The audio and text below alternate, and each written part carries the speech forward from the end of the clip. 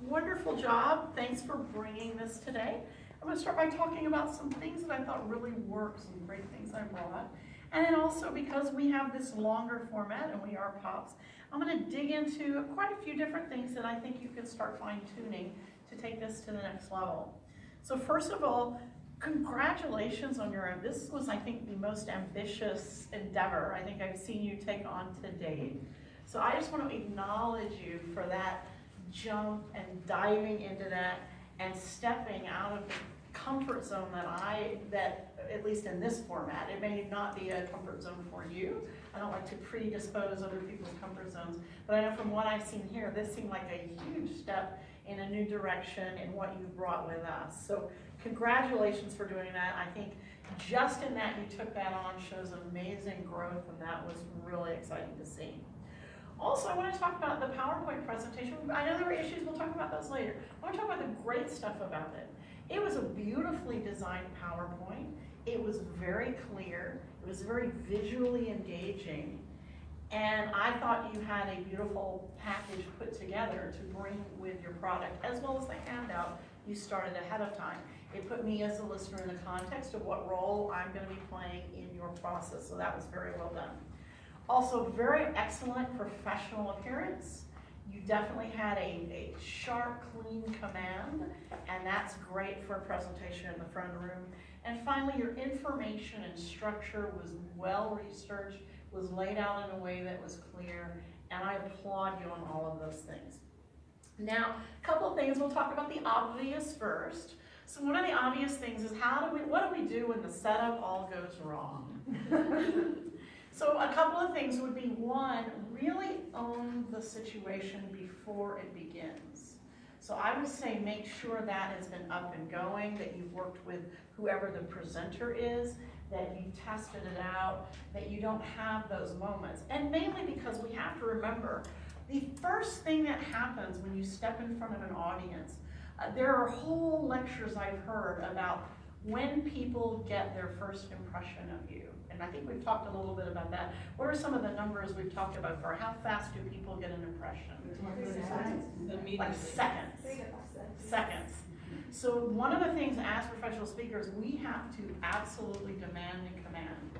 If in this situation we need to turn and tell the speaker, you know what, I need a few minutes to set up before you introduce me, put the audience on a break. I know it's uncomfortable, and sometimes being in these situations are where we practice and learning to do it differently. So this was an opportunity, because otherwise we got to see what we got to see, and that ends up being the audience's first impression. Mainly because once you are introduced, you want to take that stage and own it. So what happened here was she introduced you, and then we had a lot of the mishmash that happened. So we had our first impression, we had all that, and then you had that deflation going into the speech. Be brave enough to go, okay, take two, we've done this, could you please introduce me again? And step off stage and make her do it all over again so that when you come on, you are owning it. So just some thoughts about what do we do in situations. And so that this happened is perfect, because it's an opportunity in a safe space to figure out new, different ways to go about when those things happen.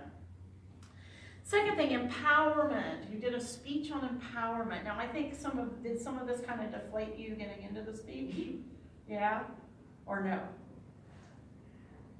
I don't know why, but the PowerPoint here and other clubs mess us up. At home it's working. But we'll talk about that in a minute. We'll talk about that in a minute. So, Did you feel but I just asked, did that kind of, No, but okay. And I don't ever want to say sorry, so I just kept on. No, that's okay, because I want to talk then about empowerment. I want to first see if that affected you.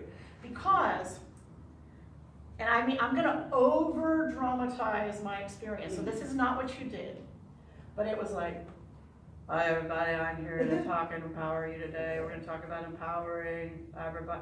So we have to be our words in front of an audience. Even if you do some kind of icebreaker. Were you at any of my TLIs where I did the little opening where I was like, you know, everybody's asleep at 8 a.m. and all that, and I'm like, look at the person next to you and ask them who they are, where they are, what. So anything that gets people engaged and the energy up and into empowerment. When you're stepping into empowerment, you've got to be empowerment. Research that. What does that mean to you? But be sure your mood, your tone, your energy, and your vocal variety, and this is with any of our titles, represents what we're bringing to the game. Next, I'm going to run through these a little quick. Oh, also because at the end, it made me laugh kind of at the end. I'm going to laugh with you at this. Because at the end, your last thing you said was, I did this with a smile, and that was the first time you smiled. So I wrote down, smile. And with time, and the more you do it, that will come. There was a point where you got into your body and you eased into it, and you did like laugh and smile a few points of the place, but when you ended up, it made me kind of chuckle with you. Qualified. The other reason for coming into it and empowerment, I want to hear at the beginning, why are you the expert on this? What qualifies you to tell me about this? That allows the listener to not only engage, but create trust, connect with you, and I'm bad at this too, so I'm working on that as well with my, as you just saw over there. It's hard for me to bring those qualifiers out and lead with them. But also, one of the things I can tell Becky that I've learned in life is fake it till you make it. I'm expecting in my 50s here any day I'm going to start believing this stuff, but at least until that point I've had success in spite of that crap. So qualify yourself. What makes you get your listeners going, oh, okay, this is somebody I trust to listen to. Next, yes, technology is a bear. And we've got to learn when it goes wrong, what are different options you can do. One of the sad things about, I think how many of us knew what she needed to do and we're itching ourselves just to run up and touch it. There actually is a little button in PowerPoint that takes you back to the slideshow. And it was just like, but here's another thing you could do. Is there a technical expert in the room that can fix this for me while I continue with what I'm talking about? So just other strategies. She's like, me. I was waiting. I was literally waiting. So just other strategies and that's why I attune this to. I always laugh about being an actress, and when the day you realize you're finally really an actress, and it takes like 30, 40 years, I will admit.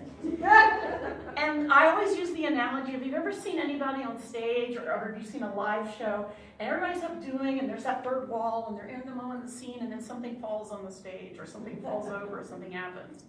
Now the amateur will go on pretending nothing's happening and everything in it, and everybody's doing their thing, where the whole audience is sitting there going, there's an apple on the floor, there's something on the floor, and everybody on stage doing their thing is, there's something on the floor. The professional is when that person, you're in the scene and you just keep doing your lines, and you go over and you're still doing your lines, you do it, and you move back in. So that's what practice does. You just learn the different techniques to add to it. And so those are those kind of things. What are some things, some opportunities of going, hey, well, I'm going to keep going. Is there a technical expert in the room that can come up and get this going? On the same note, I would either have, if the little clickers, or what are they called, are cheap and easy to buy, have one of those, or have somebody doing the punching for you. And I'll also talk, and then the next thing I was going to talk about is about space and flow. I'm going to kind of push through some of that. Oh, am I already over time? Oh, okay. I'm going to close that really quickly. So, space. Now, we always say don't turn your back to the screen. If you can have it here, obviously we have a cord issue. If I don't have that opportunity, even though it breaks the rules, I will turn and look at the screen, as opposed to not use my space. And then there's a couple other little things I have on this, but otherwise, congratulations on a great endeavor. Very exciting to see you step out of your comfort zone. Keep doing it. There are so many great things, and just build and build and build.